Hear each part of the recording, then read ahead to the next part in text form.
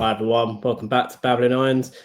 Today we're going to be talking about a new link for West Ham, a player that's been linked with not only us but Manchester United, in which to replace Onana, who has been quite frankly a bit of a catastrophe. Not that we can say much after the season we've had, but this is a player that has been looked at as basically a starter for both clubs. This isn't going to be a player coming in to be a reserve or a second choice. This is a player for the future. The player we're talking about is Senne Lammens, 6'3" of Royal Antwerp, off the back of a very good season. And so what we can do is, as we're always going to do, we're going to delve into the data first, talk about what does the data tell us about the player, what kind of insights can we get from that, and then Sloth is going to give us the eye test and let kind of know the things that the data maybe don't kind of show, because there's always nuance in data. And that's always the thing with it. It's not necessarily what's good or what's bad. It's about identifying essentially how that player may play. And that's arguably what we need to do when we look at this data. But we'll start off with our standard report. So this is a 22-year-old goalkeeper. So this is a young goalkeeper in many sense of the word, but played 41 games last year, over 4,000 minutes. That's an incredible kind of level of minutes and the amount of games that he played last year in the league. But there are some really fundamentally, really kind of outstanding things that we see within here. And this is a comparison against players within the other 14 leagues within Europe, not against the kind of the top 5 leagues that we have, that we traditionally kind of look at. But what really kind of starts to stand out is when we look at the number of shots per 90 he has to kind of deal with Royal Antwerp. It's 5.2 shots per game he's dealing with. It's expected to concede of 66 goals over the course of the season, almost 65 if you really wanted to round it up. But essentially 1.5 goals a game he was expected to have conceded last year. The reason why I've made those there in the way I point those out is that he is saving 0.4 goals per game, which translates as 16.5 goals. So again, if we want to round it up, round it down, however you want to do it, but he's basically stopping 16 goals per season and 10 clean sheets last year. For a player that has quite frankly been peppered with shots, when you look at this, and when you see some of his saves as well, they are outstanding 1v1 saves, brilliant kind of positioning in goal and showing his agility in which to get down and save or to kind of close down the angles. It's an incredible ability to be able to prevent that many goals. You know, that's to do with your reflexes, your positioning, and all of those things combining together to kind of really make you really strong and really good. What's interesting is when we consider that he's obviously been looked at for West Ham and also Man United, is that these are two teams looking to kind of play out from the back. Now, this isn't a goalkeeper who you would necessarily say is your fully modern kind of ball playing kind of goalkeeper. He does have some inconsistencies, particularly in his long kind of passing. Short to medium range is pretty good, but in that kind of long passes, they're not as effective. And from a kind of a sweeper keeper point of view, he's not one that you would assume is going to want to play that role regularly or be kind of fulfilling that role. He has quite a low kind of defensive actions per 90, which again would translate as a player that doesn't like to come out of his box so often. Is kind of maybe hesitant in which to do that. However, he is a phenomenal shot stopper, as we can kind of take from these kind of this view. And obviously, if we look at it from a perspective of, you know, comparing him to what we have currently with Areola, and Areola obviously we consider a great shot stopper, but when we look at the save rate in comparison to the two, you know, Areola is 66.39% saves he's making against, you know, for all the shots that he takes, whereas you're looking at Lammens and he is making 76%. So basically 3/4 of the shots that he faces, he will save. That's a pretty incredible statistic to have as a goalkeeper to be essentially saving 3/4 of the goals that are coming your way. And again, it's the amount of goals that he's been able to prevent and to stop this year has been phenomenal. And when we're talking about, you know, two teams that are really looking for a goalkeeper to kind of be a bit of that kind of ball playing kind of goalkeeper, there is some levels of kind of optimism there in that he does have quite a high number of passes per 90 in this Royal Antwerp team. He does have a lot of forward passes as well. So it does represent at least a goalkeeper who tries to be involved, but obviously isn't necessarily at a level where he's going to make those line breaking passes or maybe truly comfortable under pressure. But again, this is something that can be learned and taught. But what's a really good thing to look at is the kind of pizza chart breakdown. And then you can just see really, when we talk about the percentiles and how he's performing, how high he is performing in certain areas. So the fact that he is above in the 90th and well above the 90th percentile when it comes to clean sheets, when it comes to save percentage and the prevented goals per 90, is a pretty phenomenal place to be for a goalkeeper, even if he's forward passing. I know he's a goalkeeper. Most passes should be forward in some variation because he can't pass it backwards, really. But again, there are metrics in here that point to a player that is looking to try and play out when he does have the ball, looking to try and progress play. But then when he also is faced with his own duties, he is a phenomenal shot stopper and has this fantastic ability in which to really prevent the opposition from scoring, which obviously fundamentally is the main thing for a goalkeeper. But Sloth, moving away from the numbers and the figures, which obviously tell quite a compelling story about his ability in goal and his shot kind of stopping capabilities and obviously prevention of the opposition. What would you say kind of are his key strengths? Obviously, we've already mentioned some, but would you say are his key strengths, and what would you say maybe some of the weaknesses and some of the things that he needs to maybe develop to be kind of within the Premier League, maybe West Ham, maybe United, but how does he need to kind of develop to really come up to the more elite level as a goalkeeper? Well, to be honest with you, I'm going to start this off with a little bit of a rant with my opinion on goalkeepers at the moment.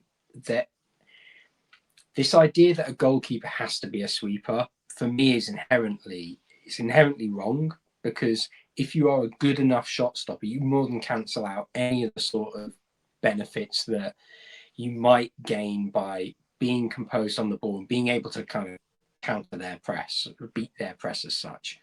And when I look at the darlings of Europe at the moment, and I look at the PSG win that they got in the Champions League, how they dominated the entire competition, really, I just scratch my head and go, why is there this big fixation on ball playing goalkeepers when it is so evidently clear that what is paramount and what you need from your goalkeeper is that they are good at catching crosses and they are fantastic readers of the game and shot stoppers. Now, Donnarumma for PSG is sometimes brain dead. I don't think anyone would argue with me at that. You know, he does some of the most ridiculously stupid things that you can see.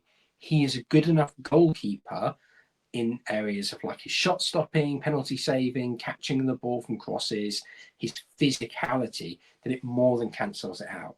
And the fact that he, you know, can control a football and play a 10-yard pass is a bit of a bonus. This idea that you have to be comfortable in possession and be able to do a Cruyff turn as a goalkeeper is absolutely wild to me. Look, it's fantastic if you can do that. And, you know, someone like Ederson at Manchester City who can more than comfortably turn someone or draw in that press and then lob it comfortably 30 yards up the pitch into the, you know, stride of a Man City player.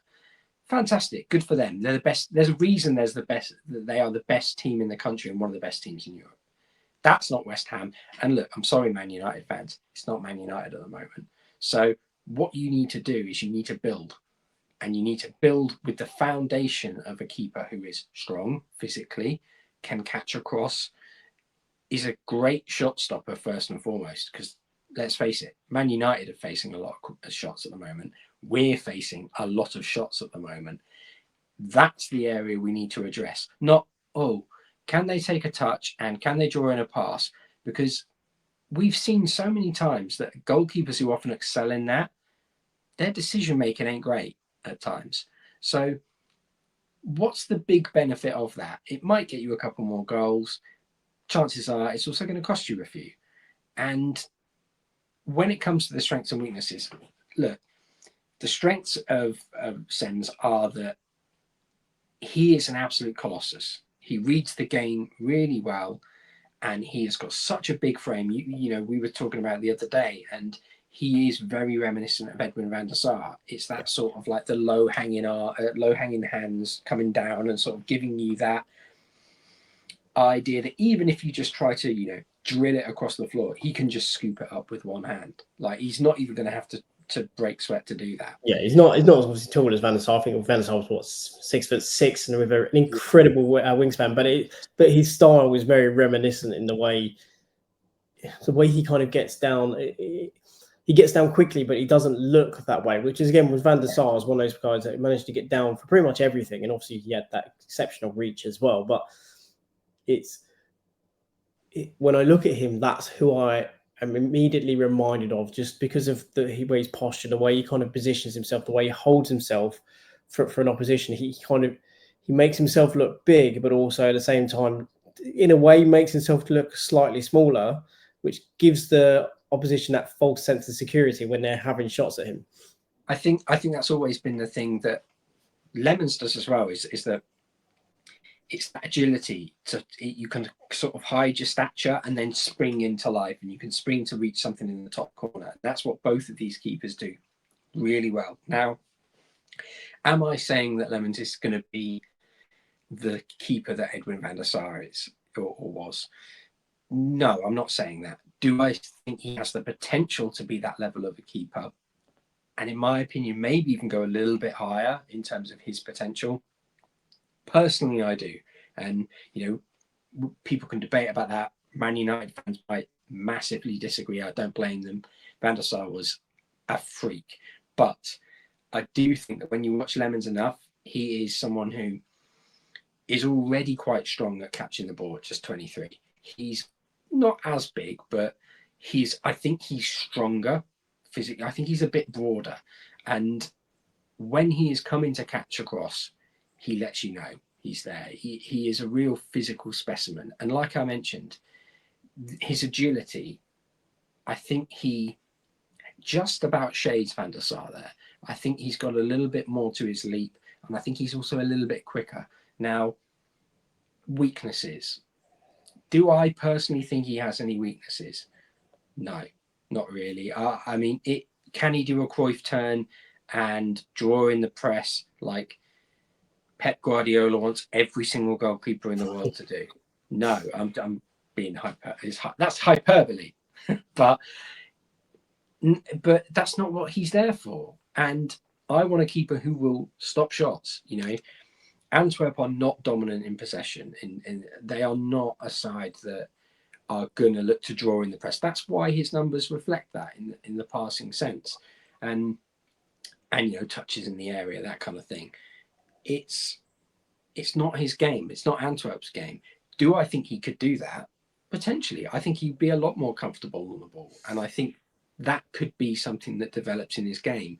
But to be honest with you, do I really care about that? No, I think this is a potentially world-class goalkeeper who could go on to be Belgium's number one for a decade or so. I think he is a genuinely fantastic keeper. He even looks a little bit like Courtois. And I think that if there is any way that we can get him at West Ham, it would be a sensational deal. I do think that Man United obviously are the far more attractive proposition, but if we can offer him anything that they can't, it's probably the fact that we can say to him, we'll give you a full season. We will give you a full season as our number one, and look, we just want you to develop. If at the end of that season it's a case of you've not done that well. You've had a full season to bed in, and that's down to you. We'll look to bring in competition for you, but I think West Ham would genuinely be the better move for his career, because you're not going to get the same criticism at West Ham that you are at Manchester United, and you can begin to form that career a bit like Edwin van der Sar did at Fulham. Before he moved to Man United, built his career, built all those elements of his game, and then took the move to a big club. And in fairness, though, Edwin van der Sar did play for Juventus after Ajax. I mean, in terms of in his UK career, absolutely. And I mean that would have been a very strange move to try and put down and explain to someone on paper to go from Juventus to Fulham. No, exactly. But he's like the point you make about him being strong in the area. Is very much evident by the fact that he is so calm at claiming crosses. He does come out and claim them, or if he doesn't, he comes out and he definitely gets a good fist and punch onto those opportunities. And again, the whole shot stopping piece is even more kind of punctuated by his excellent shot saving record at penalties. It's incredible the level of penalties that he saves, which again, to have a goalkeeper that can be in goal and is probably going to be almost to that point of he has such that kind of presence about him in the goal that that's why I mentioned Donnarumma, is because I think he has the potential to be a more polished version of Donnarumma, and I don't say that lightly, because I did kind of mock him earlier and say he's brain dead at times, which I think anyone who watches him probably wouldn't disagree with. But I think that there is the potential for him to be a more consistent and keeper who performs at a higher level more of the time than Donnarumma. It's just a case of whether he gets a move to a club like a PSG, Real Madrid, long term, that he can show that. Yeah, absolutely. So let's just round it up there. I think we can both state very clearly that this is a goalkeeper that is going to give you that solidity, that confidence that you can defend your box. If your defenders will have that level of confidence because they're going to have a goalkeeper behind them who likes to communicate, likes to come out and claim. If it is played in behind, he marshals that area perfectly. He's a great reflex, his reflex is great in 1v1 situations. Yes, his distribution will likely have to improve, but as you rightly point out, Antwerp are not a team that are very expansive. They don't really play that kind of open football. So that aspect of his game is marginalised currently because of that. But when you do watch him, he's got great distribution out from his hands as well. His ability to and when I say launch the ball, it is literally that he launches the ball. It's got such kind of velocity on it when he does actually do it, and he's pretty good kicking out from his hands. Maybe a little bit less so with the ball at his feet and on the floor. But again, 22 years old, we remember how long goalkeepers' careers last. There is plenty of scope for him to kind of work on that and bring that and develop that into his game. And it's certainly something that I think West Ham fans are more confident with, having a goalkeeper. And I think maybe United fans, after what they've seen with Onana, the ball playing goalkeeper isn't something they want.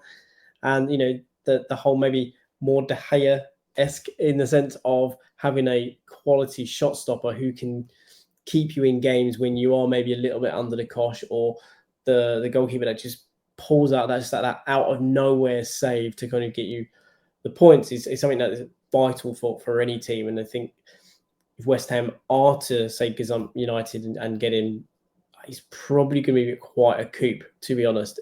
This could be, as you say, a world-class player. It's exciting, the fact that this is the type of player that we're actually looking at and reviewing, because it's something that we've asked for a long time, to look at these maybe younger players from lesser leagues who could go on to be bigger players. And we know Belgium do tend to produce very good players, so it's a great league in which to develop as well. So I'm hoping this does turn into something. and it does actually result in a bid, and hopefully results in us having a new goalkeeper. But it'd be great to hear what your thoughts are. Are you happy with this link? Do you maybe nervous that maybe ball playing players coming into maybe a possession based system where a goalkeeper maybe has to have some ability in which to play with the ball, or are you kind of like with me and Sloth, would prefer to just have a goalkeeper who does his job first and foremost, which is save shots, manage the area, claim the ball, give confidence to the defense, confidence to the crowd as well, and is someone that is known for being an incredible shot stopper and preventing the ball from getting in the back of the net. I think that's where different my preference is, but it'd be nice to hear what your preference is and let us know what you think. And what would you be willing to pay for a goalkeeper that, as we said this year, has managed to keep out 16 goals? If he could just manage half of that for you next year, how much would that be worth? It'd be great to hear. But yeah, Sloth, I think this is a hugely positive move from West Ham if we do that. It'll be hugely positive for United, annoyingly, if they get him as well. But it's certainly a player that is drawing attention for all the right reasons. But yeah, we're going to end it there. If you do please do subscribe if you don't subscribe already, and share the video and all of those wonderful things. But yeah, until next time, Sloth, as always, come on, you Lions.